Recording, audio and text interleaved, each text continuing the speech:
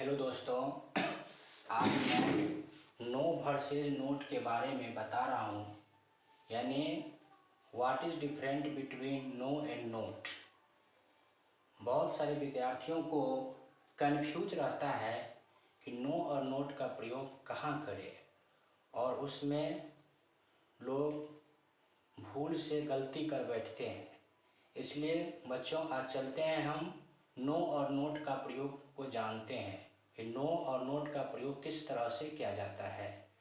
तो सबसे पहले हम जानते हैं कि नो जो है एक एडजेक्टिव के रूप में यूज होता है, जबकि नोट जो है वो एक एडवर्ब के रूप में यूज किया जाता है।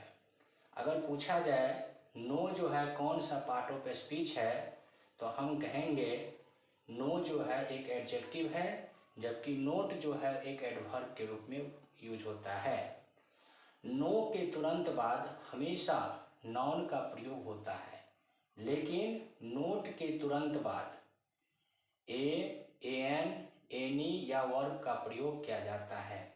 जैसे कि अगर हम किसी सेंटेंस में नो लिखते हैं तो नो के बदले में नॉट ए या एन, नॉट ए या एन या एनी का प्रयोग करेंगे।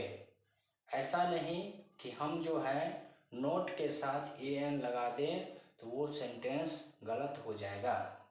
जैसे कि हम लोग चलते हैं, एक सेंटेंस एग्जाम्पल के तौर पर लेते हैं।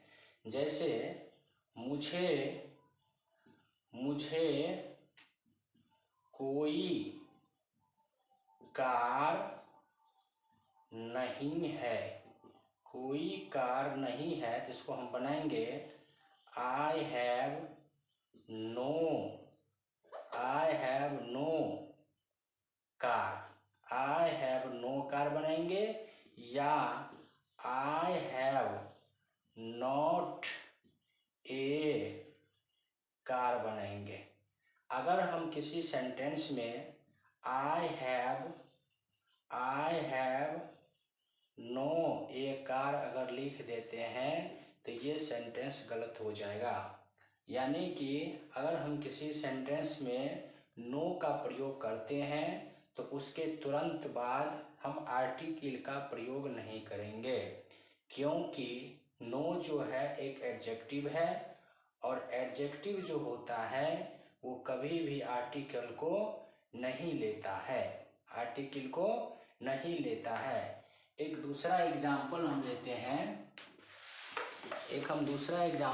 हैं, कि जैसे कि कहेंगे मुझे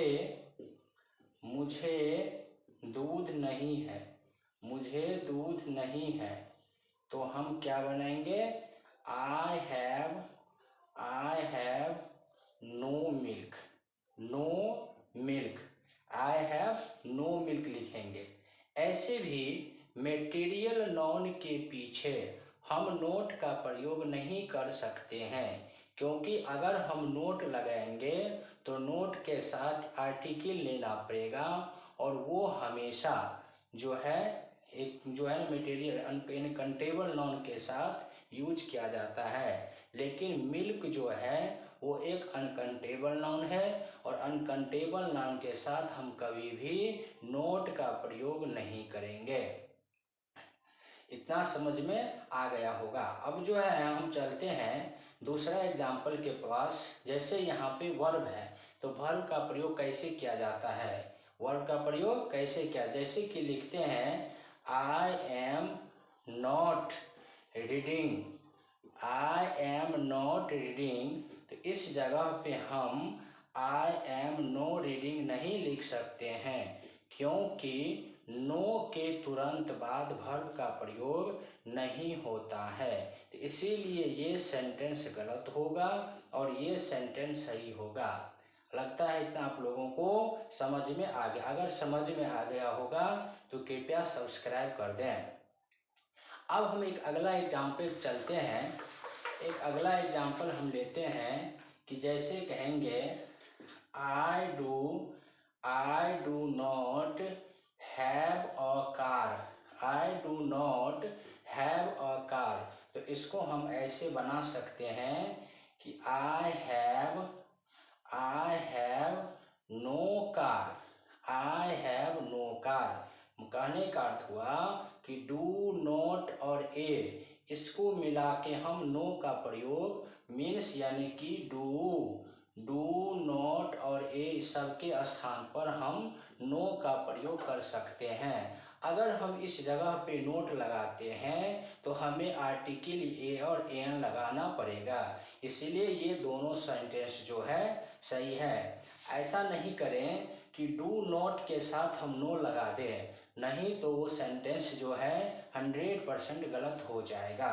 तो ये दोनों सेंटेंस सही है। एक अगला एग्जाम्पल लेते हैं, जैसे कहते हैं कि नो पार्किंग, क्या कहते हैं, नो पार्किंग हेयर, यानी कि जब किसी सेंटेंस में किसी को आग्रह किया जाए या यस नो से क्वेश्चन किया जाए तो उसका जवाब यस नो यानी कि नो में ही देंगे, न कि नोट में देंगे। अगर नोट में जवाब देते हैं तो वो सेंटेंस गलत हो जाएगा। तो जैसे नो पार्किंग हेयर का अर्थ हुआ यहाँ गाड़ी लगाना मना है। जैसे कहेंगे नो स्मोकिंग, क्या कहेंगे, नो स्मोकिंग हेयर, यहाँ धूम्रपान करना मना है। अगर इसी जगह पे हम नोट स्मोकिंग लिख देंगे तो हमें खुद अच्छा नहीं लगता है और ये सेंटेंस जो है गलत हो जाएगा, इसीलिए हम इसका प्रयोग नहीं कर सकते हैं। इसीलिए अगर कहेंगे या साइकिल लगाना मना है तो नो पार्किंग हेयर, या गाड़ी लगाना मना है तो नो पार्किंग हेयर, या धूम्रपान करना मना है तो नो पार्किंग हेयर। ठीक है, लगता है आप लोग को नो और नोट के बारे में अच्छी तरीका से समझ में आ गया होगा। अब अगला वीडियो में मैं कुछ जो है ना अगला कार्य क्वेश्चन के बारे में बताऊंगा। अब जो है नो और नोट का प्रयोग के बारे में जिनको समझ में नहीं आया हो कृपया वो कमेंट करें।